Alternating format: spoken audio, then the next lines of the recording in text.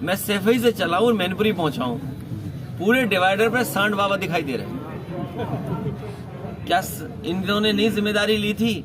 और जिस देश का प्रधानमंत्री का कहता हो कि जानवर की बड़ी समस्या हो, जानवर की समस्या का समाधान हो, बताओ प्रधानमंत्री के कहने के बाद भी सड़कों से सांड नहीं हट पा रहे, तो सरकार फेल है कि नहीं फेल है? बताइए, डीजल पेट्रोल कहाँ पहुंच गया? रसोई गैस की कीमत क्या है? खाद कहाँ है? कहीं भी किसानों का धान खरीदने का केंद्र बनाओ तो बता दो आप। तो सरकार फेल है।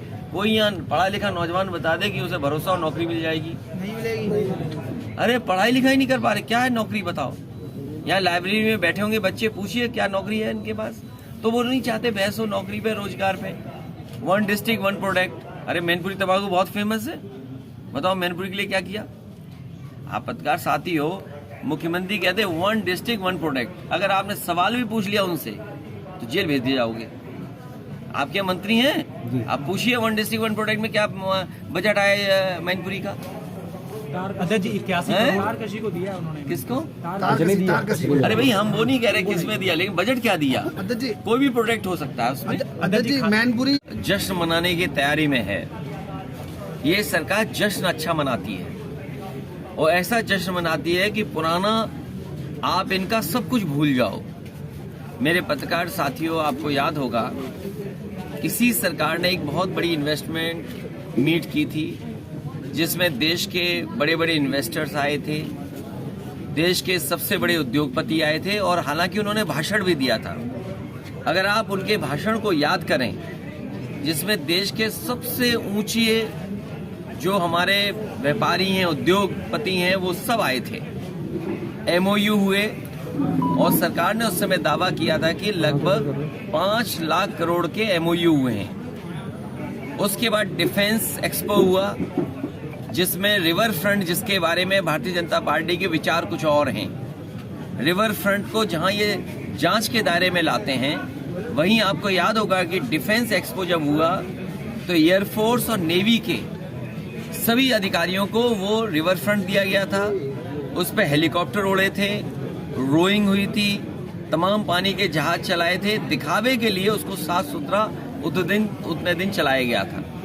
इधर भारतीय जनता पार्टी ने ग्रुप ऑफ मिनिस्टर्स और ग्रुप ऑफ अधिकारियों को बना करके इन्होंने दुनिया के अलग अलग हिस्सों में भेजा है। कोई किसी हिस्से में गया, कोई अमेरिका में गया, कोई यूरोप में गया, कोई इंग्लैंड गया, कोई ऑस्ट्रेलिया गया। और अब सुनने में आ रहा है इन सब के लौट आने के बाद मुख्यमंत्री जी खुद तैयार हो गए हैं कि वो भी इन्वेस्टमेंट लेने जा रहे हैं। इसका मतलब ये हुआ है कि दिल्ली और यूपी की सरकार नाकाम रही है इन्वेस्टमेंट लाने के लिए, तभी इन्हें बार बार जाना पड़ रहा है। अगर इन्वेस्टमेंट पहली बार आया होता तो उद्योगपति अपने आप इन्वेस्ट कर रहे होते। जब पहली बार नहीं आया, डिफेंस एक्सपो में नहीं आया, तब इन्होंने मजबूरी में अपने मंत्रियों का ग्रुप बना करके दुनिया में भेजा। मुझे लगता है वो केवल इनवाइट करने गए हैं, इन्वेस्टमेंट लेने नहीं गए। और इन्वेस्टमेंट के साथ साथ अब मुख्यमंत्री की तैयारी कर रहे हैं। पहले ये सरकार बताए कि किस इंडस्ट्रियल पॉलिसी के तहत इन्वेस्टमेंट आने वाला है। अगर इन्वेस्टर यूपी में आ रहा है तो वो किसी न किसी सेक्टर में इन्वेस्ट करने जा रहा है, तो उस सेक्टर में क्या सहूलियत दे रहे हैं। मान लीजिए यहाँ टूरिज्म मिनिस्टर हैं, टूरिज्म में कोई इन्वेस्ट करना चाहता है तो क्या इंसेंटिव है, क्या आपकी पॉलिसी है।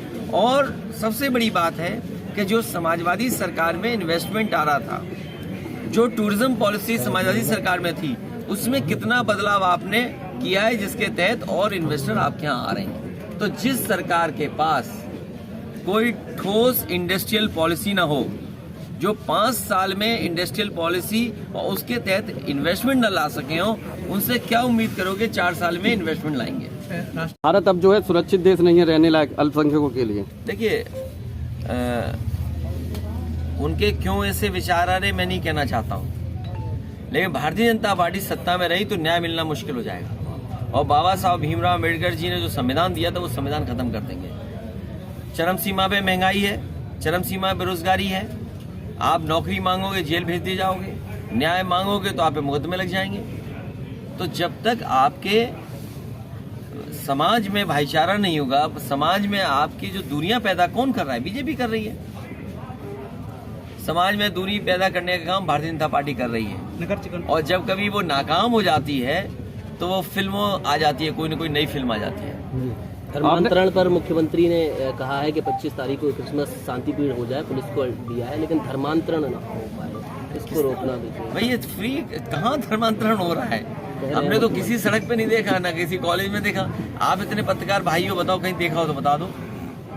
ये केवल जनता को डराने के लिए भारतीय जनता पार्टी समय समय पर मुद्दा उठाती है। अध्यक्ष जी, लोकल बॉडी चुनाव हादसा हुआ है, बहुत दुखद है, जहां हमारे देश के जवान और अधिकारियों का जान गई है। भविष्य में ऐसा ना हो। मैं इस मौके पर जहां दुख प्रकट कर रहा हूं, वहीं उनके परिवार के प्रति मैं कहना चाहता हूं कि भगवान से ये प्रार्थना करता हूं कि इस दुख को सहन करने की शक्ति मिले और भविष्य में सरकार ये तय करे कि इस तरह की घटना दोबारा ना हो।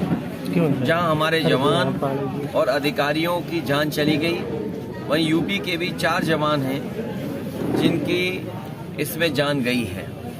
किस तरीके से सुरक्षित एक जगह से दूसरी जगह जा सकें, उसकी व्यवस्था और इंतजाम सरकार को करना चाहिए।